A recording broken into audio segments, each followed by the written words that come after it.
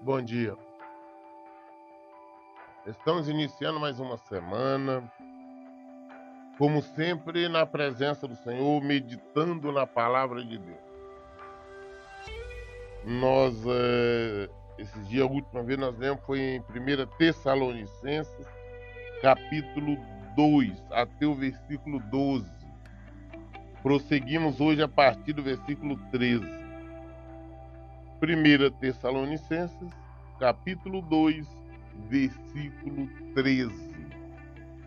Outro motivo ainda temos nós para incessantemente dar graças a Deus. É que, tendo vós recebido a palavra que de nós ouviste, que provém de Deus, acolheste não como simples ensino de homens, mas sim como em verdade é a palavra de Deus, a qual com toda certeza está operando eficazmente em vós os que credes. Paulo está agradecendo, louvando ao Senhor, porque estes da igreja receberam a palavra de Deus, por ele foi pregada, sabendo que não era a palavra dele, não era o ensinamento de homens, mas de Deus. Receberam assim, é claro, e consequentemente por isso cresceram espiritualmente, se aproximaram do Senhor.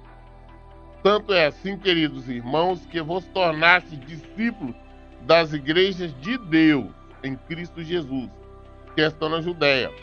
Afinal, também vós padeceste da parte dos vossos próprios patrícios as mesmas crueldades que eles, por sua vez, sofreram dos judeus, os quais não somente assassinaram o Senhor Jesus e os profetas, como igualmente nos perseguiram. Eles fizeram o que era mal diante de Deus e são hostis a todos, esforçando-se o máximo para nos impedir de pregar os não-judeus, a fim de que estes sejam salvos.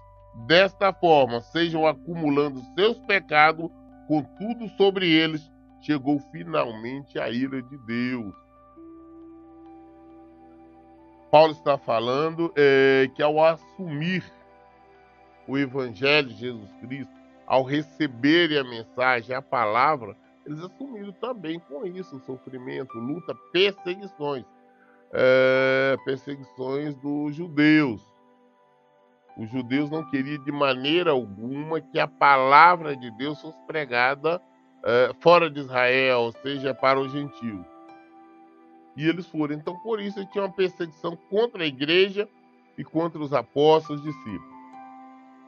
Nós, às vezes, esquecemos que quem matou, quem crucificou, prendeu, crucificou o nosso Senhor, nosso Salvador, Jesus Cristo, foi um judeu. Isso não é inegável. E não podemos esquecer deste fato. Entretanto, a salvação veio para Israel. A salvação chegou até nós através de Israel.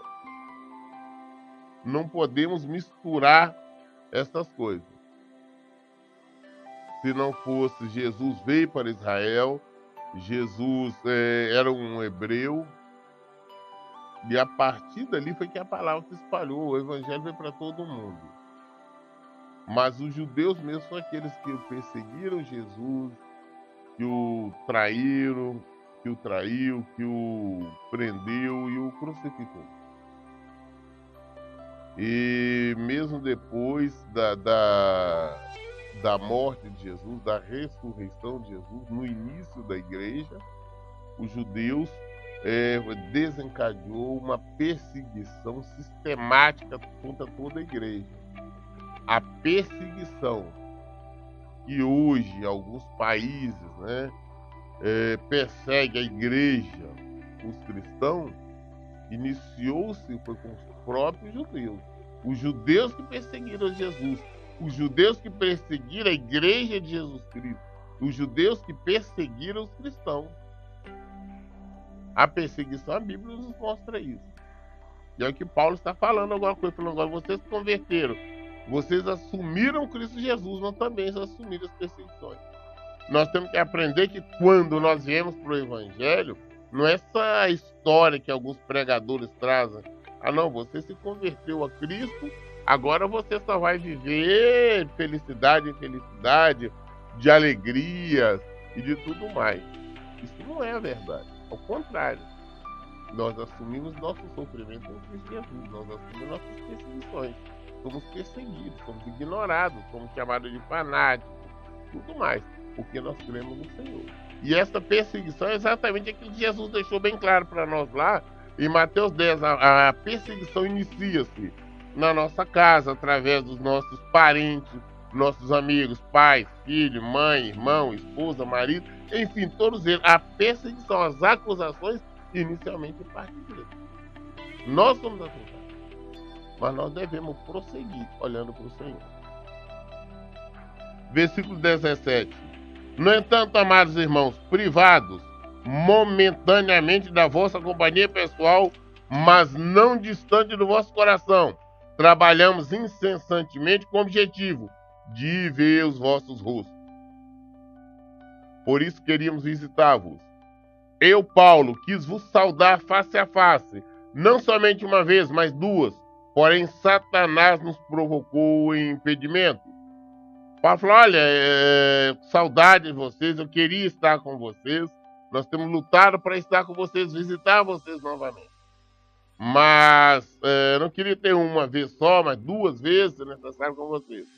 Mas infelizmente Satanás criou obstáculos, né? Criou situações de impedimento, que não foi possível nós estarmos com vocês. Todavia, quando o nosso Senhor Jesus retornar, quem será a nossa esperança? Alegria ou coroa de glória diante dele? Ora, não sois vós? Com toda certeza, vós sois a nossa glória e a nossa grande alegria. Paulo está falando, olha, eu tentei não uma, mas duas vezes, e está com vocês. Mas o Satanás criou ardis e nos impediu de ir. Porque, na verdade, nós temos que saber que nós temos um adversário, o Satanás, o diabo. Ele procura impedir todas as maneiras que a palavra de Deus seja pregada, ensinada às pessoas. Então ele coloca impedimento para pregadores ou qualquer pessoa que queira levar a palavra de Deus para alguém.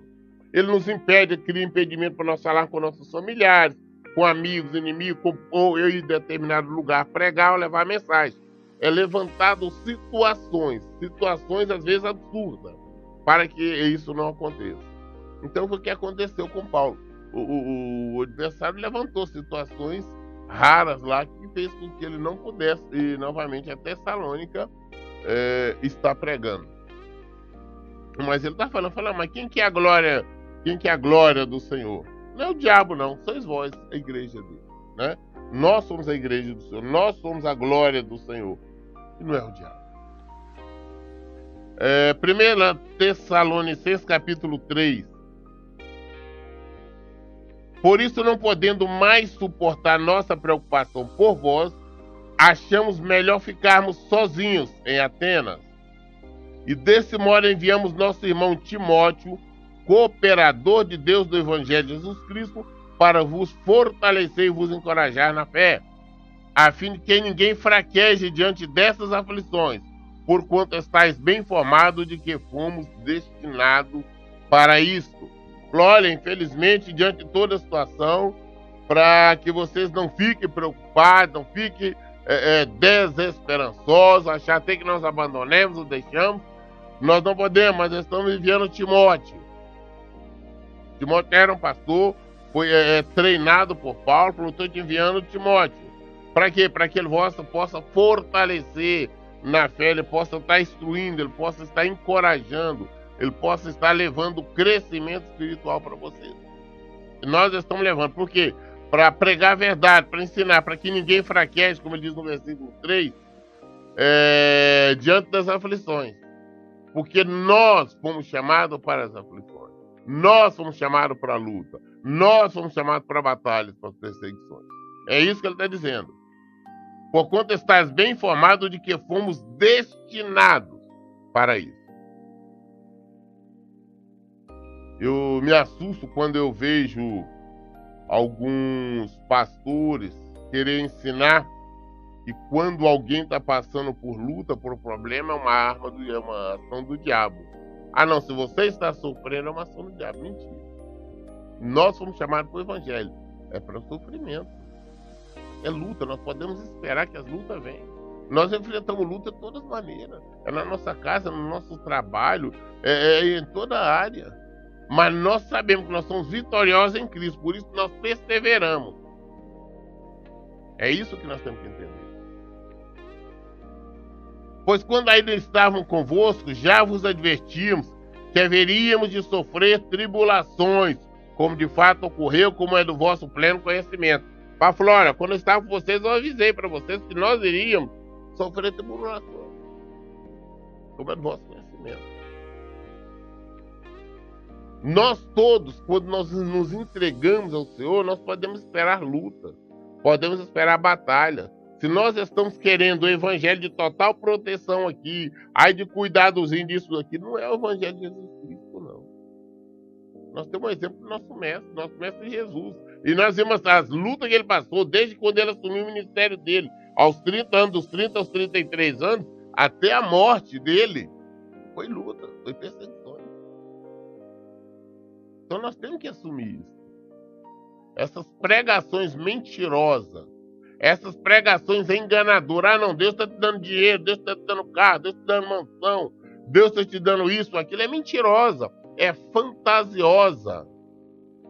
Não tem fundamento bíblico. Não é a palavra de Deus, não é o evangelho de Jesus Cristo.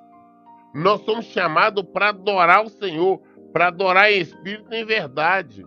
Nós somos chamados não para procurar ficar pedindo bênçãos e mais bênçãos. Foi por isso que, já não me sendo mais possível continuar aguentando, enviei Timóteo para conhecer o estado da vossa fé, temendo que o tentador vos tivesse seduzido, tornando inútil todo o nosso empenho. Por esse motivo é que eu enviei Timóteo para ver como é que está a fé de vocês, como vocês estão firmes, estão mantendo, para que o diabo, Satanás, o acusador, o tentador, né, não tenha seduzido, tornando inútil o trabalho deles, o ensinamento deles, a pregação deles. Para nossa vergonha, o que tem acontecido em várias igrejas é que o tentador já seduziu a muito. Por esse motivo, nós vemos essas pregações mentirosas, estes ensinos mentirosos, que nada tem a ver com o Senhor, porque são exatamente pregações bajulatórias, enganadoras, que as pessoas vão até lá como se vão a um clube social, ou como se vão a um outro lugar qualquer. Isso não é o evangelho de Jesus Cristo. Agora, contudo, Timóteo acaba de chegar à vossa parte, dando-nos boas notícias a respeito da fé e do amor que tem. Ele nos relatou que é permanente a vossa lembrança afetuosa quanto a nós, e que é grande o vosso desejo em nos ver pessoalmente, da mesma forma que nós ansiamos por ver-vos. Olha, Timóteo esteve aí com vocês, nós enviamos, agora ele chegou, ele retornou, trazendo boa notícia, ver que vocês estão firmes na fé, que vocês estão praticando a palavra de Deus e que estão com saudade de nós e que está querendo nos ver novamente, que está querendo ter contato com nós novamente, que ouvir as boas novas a nossa respeito.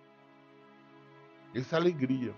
É muito bom quando nós temos notícias de que aquelas pessoas que nós ensinamos um dia, aquelas pessoas que um dia nós levamos uma mensagem, aquelas pessoas que um dia ouviram a palavra de Deus, o evangelho através de nós, estão firmes, estão crescendo espiritualmente, estão progredindo espiritualmente. Isso é uma felicidade imensa para qualquer homem, qualquer mulher.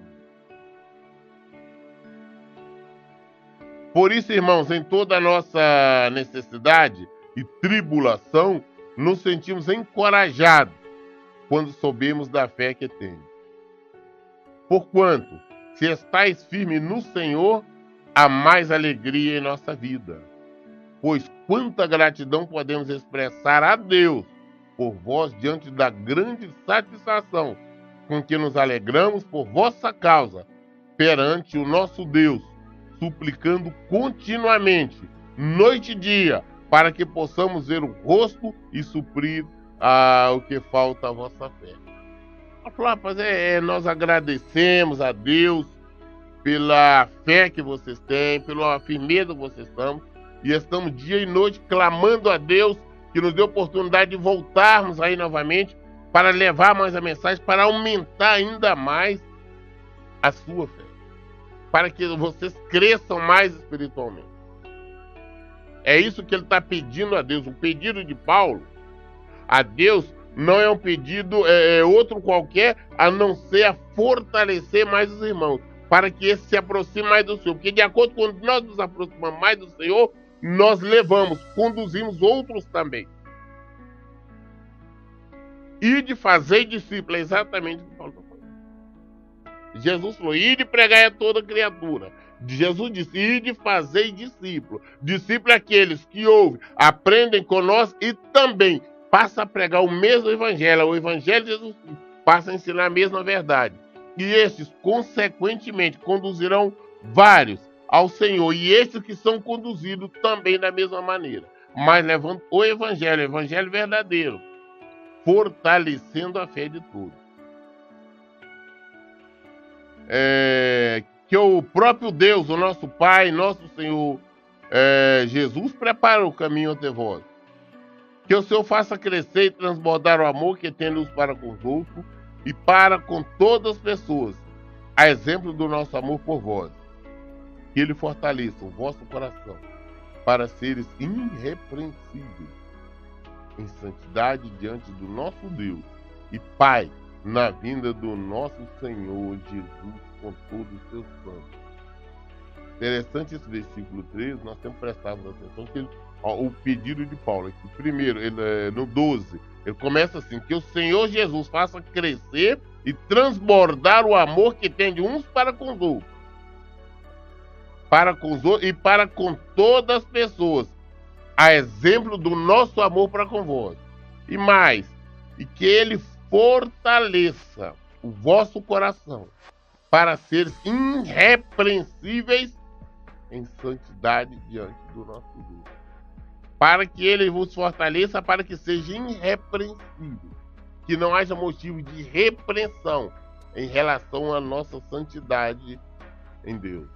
O que é santidade? Já me perguntaram várias vezes. É quando nós abandonamos as práticas erradas, abandonamos o erro, abandonamos o pecado e procuramos viver de acordo com o Evangelho, viver de acordo com a palavra de Deus, não permitindo nos desviar do Evangelho de Jesus Cristo. É santificar-se na palavra de Deus.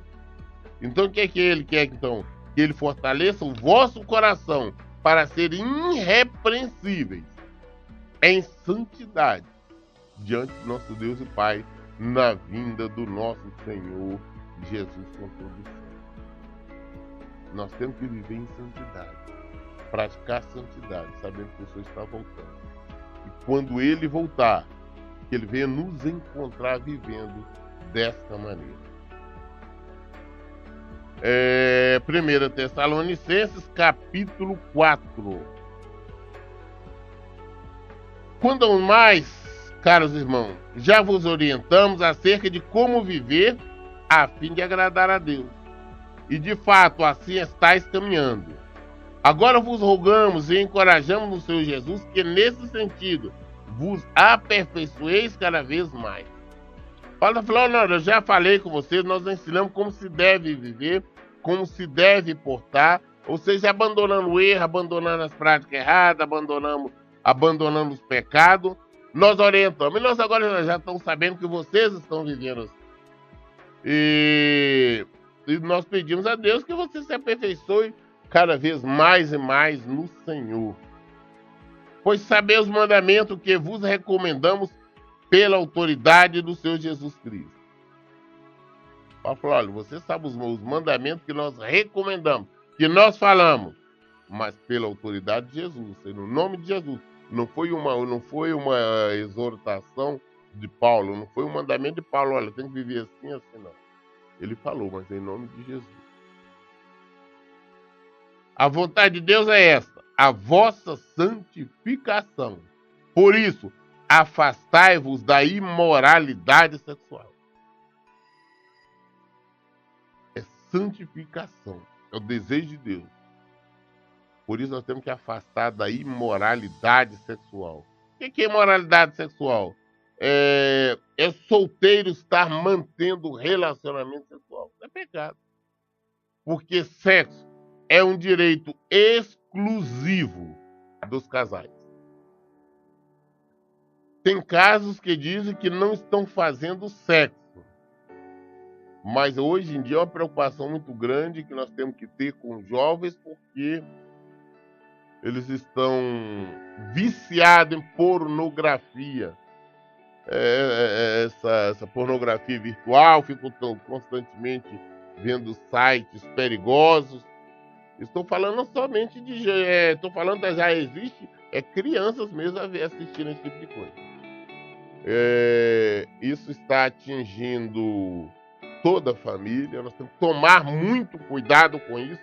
Isto é pecado diante do Senhor. Além dessa pornografia, o relacionamento sexual entre solteiros é pecado. Muitas das vezes fala, olha, não chegou a via de fato, não houve a conjunção carnal, mas digamos assim, as intimidades, os namoros, os amassos foram muito além, é considerado sexo, também é considerado pecado.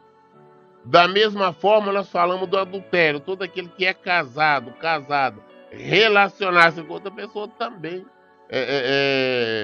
está pecando, e isso aí está tudo incluído na imoralidade sexual, assim como o homossexualismo e tudo isso. Então nós temos que fugir disso aí. Temos que fugir, nos afastar. Isso é um dos pecados mais sérios que nós temos. Então nós temos que tomar muito cuidado. A vontade de Deus é esta, a vossa santificação. Por isso afastai-vos da imoralidade sexual. Cada um de vós saiba viver com seu próprio cônjuge em santidade e honra, não dominado pela paixão de desejos, sem controle, à semelhança dos pagãos que não conhecem a Deus. Todo mundo todos casados que tem a sua esposa, contente que tem com a sua esposa, cada esposa tem seu marido, contente com seu marido. Aquele que não é casado, que aprenda a se abster desse tipo de relacionamento sexual. Se está difícil, então que case.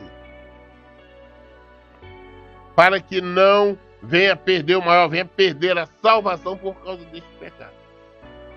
Cada um de vós saiba viver com seu próprio cônjuge, com sua própria esposa, com seu próprio marido, em santidade e honra, não dominado pela paixão, de desejos sem controle, à semelhança dos pagãos que não conhecem a Deus. Pessoas que não conhecem a Deus, as pessoas que estão no mundo, acham que é uma vantagem o homem ter várias mulheres, sair com várias mulheres, ou mulheres com vários homens. Isso é no mundo. A palavra de Deus mostra claramente que é condenado. Nós não podemos viver igual as pessoas que estão no mundo, os pagãos vivem, não. Nós temos que viver uma vida séria. Nós temos que guardar o nosso corpo em santificação para o Senhor. Marido e esposa, quando são casados, o sexo entre o casal, realmente casado, é louvor ao Senhor. Fora do casamento é pecado. E qualquer esse tipo de pecado não tem, enquanto as pessoas estiverem nesse pecado, não alcança salvação. Quanto a este assunto, ninguém seduza ou tire proveito do seu irmão, porque o Senhor castigará todas estas práticas, como já advertimos com toda certeza. É o diabo, não é o Senhor. O Senhor vai punir por isso, vai vivendo em desobediência e não respeitando esse limite, essa questão sexual. Pois Deus não nos convocou para a impureza, mas sim para a santificação. Nós somos chamados por Deus para viver em santidade, para praticar a santidade, para viver a palavra de Deus. Portanto, aquele que rejeita estas orientações não está rejeitando o homem, mas a Deus, que vos outorga o seu Espírito Santo. Quem rejeita esses ensinamentos, quem rejeita estes preceitos, não está rejeitando o ensinamento de homem de qualquer um, não. Está rejeitando a Deus. Consequentemente, vai sofrer a ira de Deus, vai sofrer o castigo de Deus. Ninguém está respeitando ele. No que se refere ao amor fraternal, entretanto, não há necessidade de que eu vos escreva, porquanto vós mesmos estáis por Deus instruídos que deveis amar-vos uns aos outros. O amor fraternal já está instruído por Deus. Jesus nos ensinou. Primeiro, amar a Deus. Em segundo lugar, amar o próximo. É o nosso dever, amar o nosso próximo como a nós mesmos. Eu não tenho muito o que falar. O amor ao próximo engloba tudo isso. Inclusive a questão do adultério. Porque quem ama, não adultera. Porque sabe que não quer que faça com ele o que ele não gostaria. Do que ele não quer que faça com ele o que ele faz com os outros. E na verdade estáis praticando esta ordem mesmo para com todos os irmãos, em toda a Macedônia. Todavia, vós encorajamos, queridos irmãos, que vos aperfeiçoeis nisto cada vez mais, buscando viver em paz, cuidando cada qual da sua vida e trabalhando com as próprias mãos quando já vos orientamos. Nós temos que aprender realmente isso, é cuidar da nossa vida. Hoje deparamos com várias pessoas em várias situações. Estou falando dentro da igreja, ficam muito preocupados com a vida dos outros. Pessoas que se preocupam com o fato de fulano ter isso ou ter aquilo, ou não ter. O fato de fulano viver assim ou viver assado. Existe uma fofocaiada, uma preocupação com a vida alheia. Não perceberam que isso é pecado. O que nós temos preocupado, se nós queremos alguma coisa, vamos trabalhar. Temos que trabalhar. Desde o início, o Senhor nos colocou no mundo, foi para trabalhar. No início, está lá em Gênesis, na criação do homem. Colocou para cuidar, para zelar. Então, se nós queremos, vamos trabalhar. Se nós desejamos alguma coisa, vamos trabalhar para nós podermos conquistar o que nós desejamos.